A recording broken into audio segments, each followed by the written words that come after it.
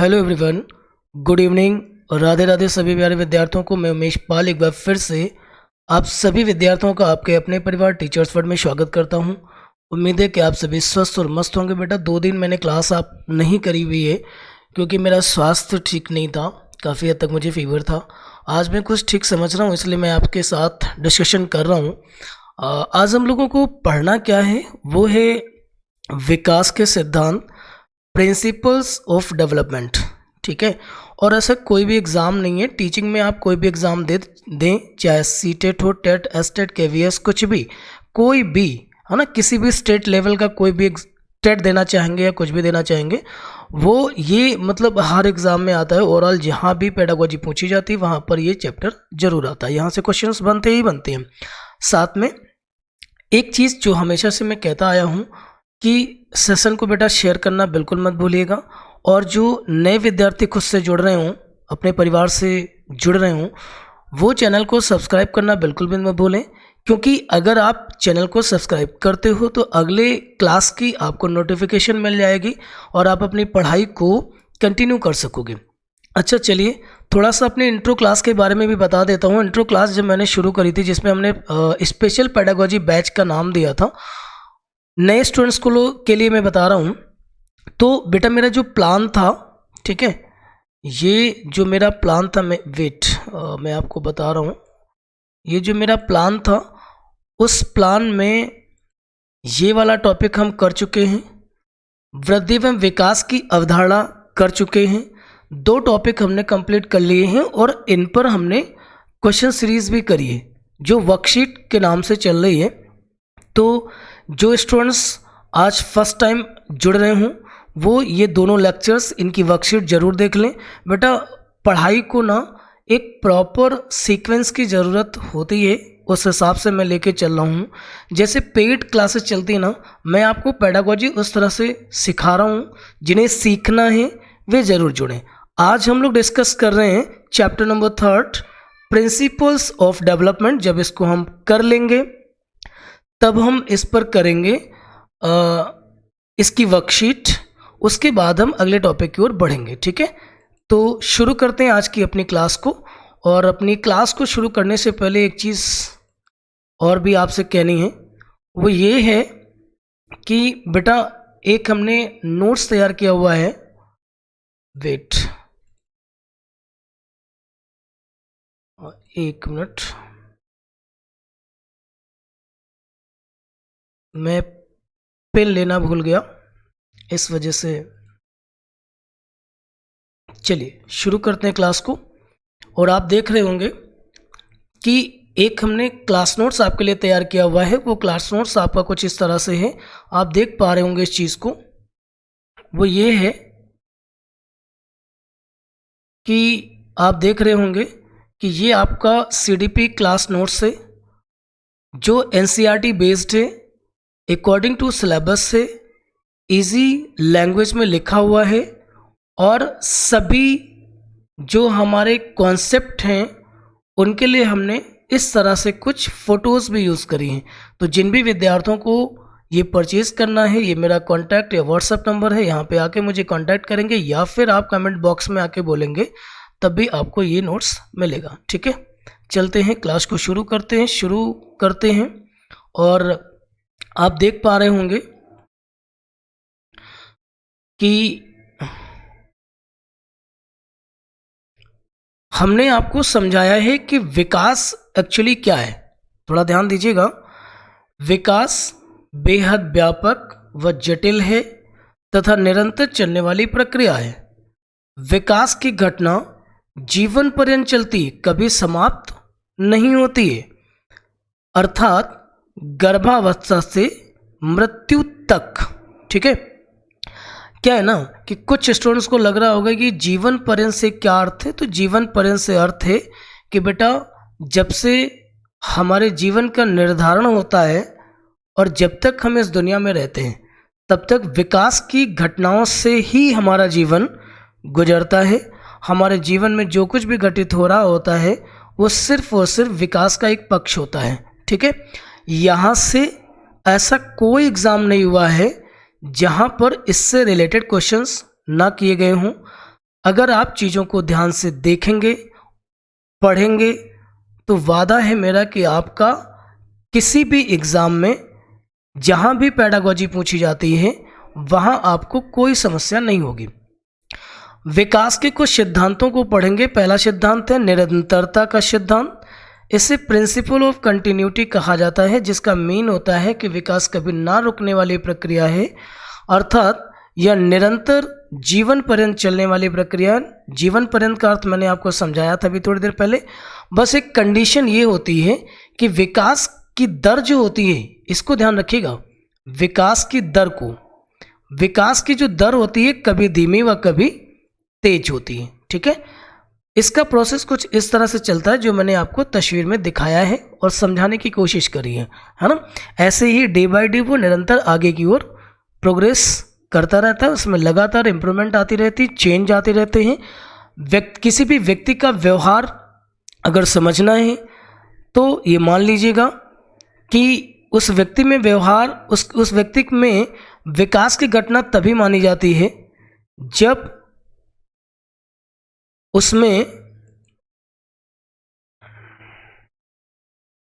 उसमें व्यवहार में परिवर्तन हो रहा हो। ठीक है, आइए शुरू करते हैं सेकंड नंबर सिद्धांत को, जहां पे लिखा हुआ है कि समान प्रतिमान का सिद्धांत। इसे हम प्रिंसिपल ऑफ यूनिफॉर्म पैटर्न कहते हैं। यूनिफॉर्म का मतलब है कि सभी में समान पैटर्न चलता है, किसी में भी चेंज नहीं होता है। मतलब आप ये नहीं कह सकते हो कि जैसे हम उन्नाव में रहते हैं, हम कानपुर में रहते हैं, या हम उत्तर प्रदेश में रहते हैं, किसी दूसरे राज्य में चले जाएंगे तो वहाँ के लोगों की विकास की घटनाएं अलग होंगी। बेटा सभी में विकास की घटनाएं, विकास का पैटर्न समान होता है, बस विकास की दर में अंतर पाया जाता है और उसको कई चीज़ें प्रभावित करती हैं। अगर सरल शब्दों में कहेंगे तो एनवायरनमेंट और हेरिडिटी दोनों ही मिलकर विकास को प्रभावित करने का काम जरूर करती हैं। ठीक है, आते हैं समान प्रतिमान का सिद्धांत। यद्यपि संसार में दो व्यक्ति एक समान नहीं होते, कभी ध्यान दीजिएगा, आपकी हमशक्ल आपको कोई नहीं मिला होगा। हाँ, ये हो सकता है जिसे हम हमशक्ल समझ बैठते हैं उसमें और आप में बहुत अंतर होता है। बस क्या है, संभव है कि रूप और रंग 19-20 आप में कुछ हद तक वो मैच कर जाएं, जिसे आप हमशक्ल कहते हो। बाकी बिहेवियर और प्रॉपर्टीज़ और ट्रेड्स में बहुत अंतर होगा। किंतु एक जाति वर्ग के सभी जीवों का विकास क्रम एक समान होता है। ठीक है, विकास क्रम को हम आपको दूसरी क्लास में समझा चुके हैं, दूसरे चैप्टर में। विकास क्रम कहते हैं उसको, जैसे कि शैशवावस्था, बाल्यावस्था, किशोरावस्था, इसे क्या है, ये विकास का क्रम होता है। ठीक है, चलिए विकास एक निश्चित सीक्वेंस का अनुसरण करता है, एक निश्चित पैटर्न का अनुसरण करता है, ये बात हम ऊपर पढ़ ही रहे थे। चलिए आते हैं विकास की दिशा का सिद्धांत। बेटा बहुत ध्यान से सिद्धांतों को पढ़िएगा। कभी कभी बड़ा बेसिक से क्वेश्चन उन्होंने पूछ लिया है कि निम्नलिखित में से विकास के संबंध में कौन सा कथन सत्य है, और सिर्फ विकास के जो स्टेटमेंट लिखे हैं इन्हीं को ही ऑप्शन बनाया है। और आप भटक गए हो, तो भटक आप इसलिए गए हो क्योंकि आप जहाँ से भी पढ़े हो आपने ठीक से पढ़ा नहीं, आपका फोकस ठीक नहीं था।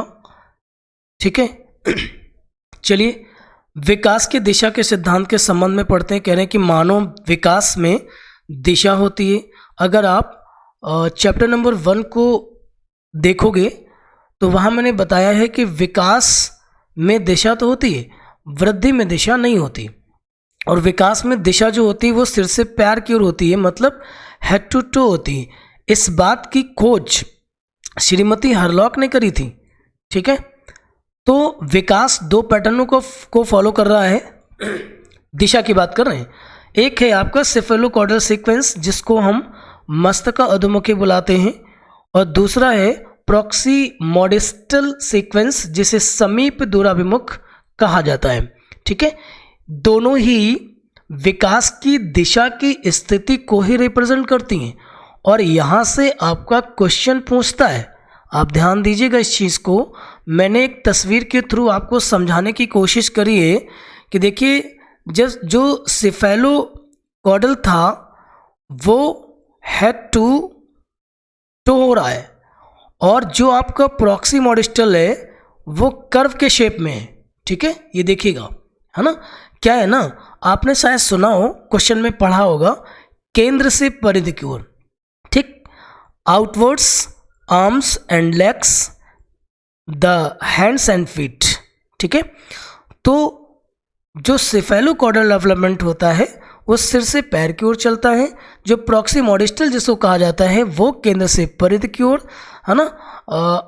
Outwards to arms and legs ऐसे कह सकते हो, या केंद्र से परिधि की ओर इसको कह सकते हो। तो इसे आप समझेंगे, आपको चीज़ें समझ में आ जाएंगी। दोनों ही विकास की स्थितियां होती हैं। ठीक है, मैं सिर्फ आपको सेफेलोकॉर्डल और प्रॉक्सी मॉडिस्टल को समझा रहा था यहाँ पे। ठीक है, चलते हैं अगले सिद्धांत को पढ़ेंगे। लिखा हुआ है एकीकरण का सिद्धांत, जो प्रिंसिपल ऑफ यूनिटरी प्रोसेस है। विकास में एकीकरण का गुण पाया जाता है। कैसे? जब हम किसी काम को करने के लिए हाथ और पैरों को एक साथ उपयोग में लाते हैं, है ना, जैसे साइकिलिंग, जैसे स्विमिंग, तो ये सब क्या है? विकास का एक ही गुण का सिद्धांत है। एक ही गुण आप समझ रहे हो ना, कि जब शरीर का बहुतायत भाग, अधिकांश भाग किसी काम पे लगता हो, है ना, और शरीर के सभी अंग एकजुट होकर किसी काम को सफल बनाने में लग जाते हैं, तो फिर हम उसे एकीकरण कहते हैं। जैसे आप देख रहे होंगे, जो यह व्यक्ति साइकिल चला रहा है, अपने आइज का, हैंड्स का, लेग्स का, बॉडी के बैलेंस्ड का, सबका ध्यान रखते हुए साइकिल चलाते हुए आगे की ओर बढ़ रहा है। ठीक है, चलिए नंबर 5 प्रिंसिपल को पढ़ेंगे। Principle of individual differences. बहुत सारे बच्चों को इंडिविजुअल डिफरेंसेस समझ नहीं आता। वो किताब में पढ़ लेते हैं कि जिनमें मानसिक और बौद्धिक शारीरिक रूप से भिन्नता पाई जा रही हो उनमें इंडिविजुअल डिफरेंसेस है। बात सही है, नो डाउट, लेकिन क्या डेवलपमेंट को इतनी ही बात से हम साध सकेंगे, बांध सकेंगे? उसको हम एक परिभाषा में बांधने का काम कर रहे हैं। तो डेवलपमेंट और खासकर इंडिविजुअल डिफरेंसेस के प्रिंसिपल को तो कतई आप एक सूत्र में नहीं बांध सकते।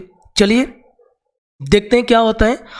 आनुवंशिकता एवं पर्यावरण की अंतःक्रिया, दोनों ही वर्ड आप अच्छे से जानते होंगे, फिर भी जो बच्चे इंग्लिश को प्रायोरिटी देने वाले हैं उनके लिए मैं बता दूं, आनुवंशिकता को बेटा हेरिडिटी बुलाते हैं और पर्यावरण को एनवायरनमेंट कहते हैं। अंतःक्रिया जो शब्द यूज़ किया गया है, इसको आप कह सकते हो इंटर रिलेशनशिप, है ना। तो आनुवंशिकता एवं पर्यावरण की अंतःक्रिया का परिणाम है विकास में व्यक्तिगत भिन्नता। ठीक है, मतलब विकास में जो व्यक्तिगत भिन्नता देखने को मिलती है, जो इंडिविजुअल डिफरेंसेस देखने को मिलते हैं, उसके बड़े घटक हैं आनुवंशिकता और पर्यावरण। मैंने 2 तस्वीरें आपके सामने रखी हैं और दोनों ही अपने क्षेत्र में महान हैं। दोनों की शारीरिक संरचना, मानसिक विकास, उपलब्धि के क्षेत्र भिन्न है, समझ रहे ना आप। और वो दोनों ही व्यक्ति हमारे बीच के ही तो हैं, लेकिन आप देखिए, और दोनों ही अपने क्षेत्र में महान रहे। कोई किसी के उपलब्धि में या किसी के क्षेत्र में तनिक भी नहीं रहा। इसे ही इंडिविजुअल डिफरेंसेस कहा जाता है। जो कौन पैदा कर रहा है? आनुवंशिकता और पर्यावरण। उम्मीद है बात समझ में आई होगी। आगे आते हैं, प्रिंसिपल नंबर 6 को पढ़ेंगे। सामान्य से विशिष्टता का सिद्धांत, जिसे principle of general to specific response कहते हैं। मानव विकास हमेशा सामान्य से विशिष्टता की ओर घटित होता है। जैसे भाषा सीखने में बालक सबसे पहले अक्षरों को सीखता है, फिर शब्द सीखता है, फिर वाक्य बनाना सीखता है, और फिर उन वाक्यों में उसके अपने भाव भी ऐड हो जाते हैं। तो आप समझ रहे हो ना, कैसे व्यक्ति, कैसे भी कोई बालक सामान्य से विशिष्टता की ओर जा रहा है। दूसरा, जो एग्जाम्पल हमने यहाँ पे दिए हैं वो इस एग्जाम्पल से हमने भिन्न रखें, क्योंकि इनके थ्रू हम कुछ और बताना चाह रहे थे। वो ये बताना चाह रहे हैं, आप देख रहे हैं एक छोटी बच्ची है, इससे भी और छोटा बच्चा होगा तो इसकी स्थिति और भी सामान्य होगी। दोनों के मग पकड़ने पर फोकस कीजिएगा आप, ठीक, और टैबलेट या बुक पकड़ने पे फोकस कीजिएगा। ये बच्ची आयु में इसकी अपेक्षा छोटी है, तो उसने मग को या कप को दोनों हाथों से संभाल के रखा हुआ है। ये बच्ची थोड़ा इससे बड़ी है, तो उसने मग के हैंडल को स्मूथली पकड़ा हुआ है और दूसरे हाथ में अपनी एक नोटबुक पकड़ रखी है। आप समझ रहे हैं ना, कैसे कोई बच्चा सामान्य से विशिष्टता की ओर विकसित हो रहा है। धीरे धीरे मैच्योरिटी आती जाएगी और भी ज़्यादा वो विशिष्ट होते चले जाएंगे। अब तक जो क्वेश्चन यहाँ से पूछता आया है, पूछा तो उसने कई तरीके से, बट एक सरल सा क्वेश्चन हम आपको बताएंगे। पूछता है कि निम्नलिखित में से कौन सा सिद्धांत विकास का सिद्धांत नहीं होता। तो जितने अब तक हम पढ़ के आए हैं ऊपर से 5 सिद्धांत, उनमें से सारे ऑप्शन बनाएगा सही सही। 6 नंबर ऑप्शन को जनरली उसने बनाया है अब तक विशिष्टता से सामान्य। बस आप यही कंफ्यूज होते हो और आप उत्तर बना लेते हो विशिष्टता से सामान्य को, है ना। तो सामान्य से विशिष्ट उसका सही जवाब होगा, मतलब सही उत्तर होगा, सही सिद्धांत होगा। पॉइंट नंबर 8 को ध्यान से देखेंगे, अंतर संबंधित विकास का सिद्धांत। इसको हम प्रिंसिपल ऑफ इंटर रिलेशनशिप कहेंगे। ये क्या होता है इसको ठीक से समझेंगे हम लोग। लिखा हुआ है कि विकास के सभी पक्ष आपस में संबंधित होते हैं, बहुत बढ़िया बात है, एक संपूर्ण इकाई के रूप में विकसित होते हैं। बहुत प्यारी लाइन लिखी है बेटा, बहुत बढ़िया मैटर है। अगर आप ठीक से पढ़ोगे सीखोगे तो आपको कुछ भी करने की ज़रूरत नहीं होगी। देखिएगा, शारीरिक विकास होता है, मैंने आपको समझाया था कि विकास के कौन कौन से रूप होते हैं।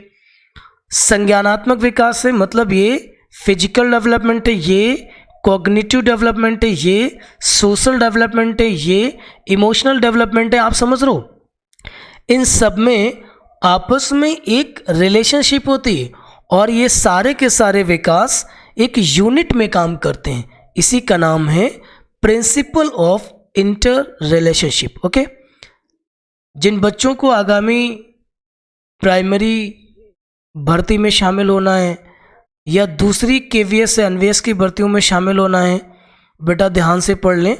एक एक नंबर का महत्व बहुत अधिक होता है। पूर्वानुमान का सिद्धांत, प्रिंसिपल ऑफ प्रिडिक्टेबिलिटी के बारे में समझना है। पूर्वानुमान का अर्थ ये होता है कि किसी भी बालक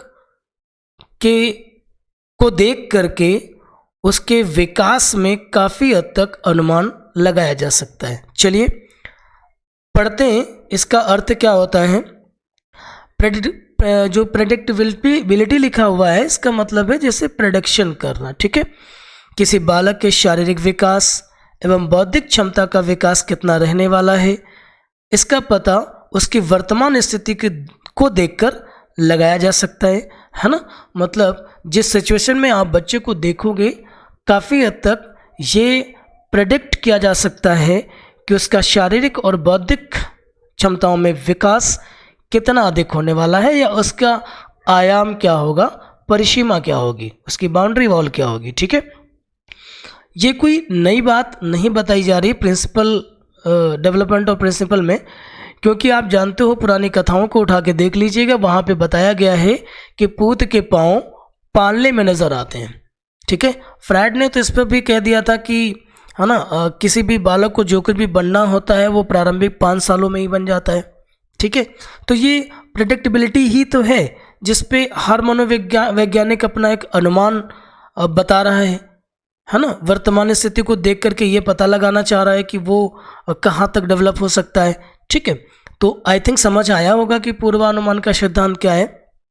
आते हैं भिन्नता के सिद्धांत को पढ़ेंगे। प्रिंसिपल ऑफ डिससिमिलरिटी, विकास की अलग अलग अवस्थाओं में विकास की दर भिन्न होती है। बढ़िया बात, ये बात हम पहले भी डिस्कस कर चुके हैं। कभी यह मंद और कभी यह तेज होती है, ठीक है। चलिए, डेवलपमेंट का लास्ट लेवल है आपका ये, हाँ जी बिल्कुल लास्ट है। इसको देखेंगे ठीक से। वर्तुलाकार बनाम रेखीय प्रगति का सिद्धांत बहुत ज़्यादा पूछते हैं इसको। Principle of spiral versus linear advancement, विकास कैसा होगा? वर्तुलाकार होता है, रेखीय नहीं होता है। ध्यान दीजिएगा, विकास वर्तुलाकार होता है, रेखीय नहीं होता है, इस बात को ध्यान में रखेंगे आप, ठीक है। मैंने आपको स्पाइरल वे दिखाने की कोशिश करी है कि कुछ इस तरीके का फिगर बनता है ना, तो मतलब आप समझ रहे हो ना, इस तरीके का विकास होता है इससे, ठीक है। ये विकास की स्थिति है, इसे स्पाइरल वे कहा जा रहा है ना। और रेखीय होता तो वो सीधी रेखा में होता। सॉरी, मैं आपको बना के दिखाई देता हूँ। अगर सीधी रेखा में होता तो वो ऐसे होता ना, ठीक। तो उम्मीद है बात आपको समझ में आई होगी। तो चलिए आज की क्लास को बेटा यहीं पर वाइंड अप करेंगे, और विकास के जो भी सिद्धांत थे वो मैंने आपके साथ डिस्कस कर लिए हैं। प्रॉपर तरीके से इन चीज़ों को पढ़ लीजिएगा, और जिन विद्यार्थियों को नोट्स बनाने का कोई मूड ना हो या किसी के पास टाइम नहीं होता है ना, तो उन्हें नोट्स बनाने की ज़रूरत नहीं है, और लेक्चर प्रॉपर देखें, और नोट्स हमने आपके लिए बना दिए हैं। तो आप व्हाट्सएप पे आकर के मुझे कांटेक्ट करेंगे और आप इस तरीके से प्रॉपर नोट्स ले सकेंगे आप हमसे। चलिए आज की क्लास को यहीं पर वाइंड अप करते हैं। Thank you so much.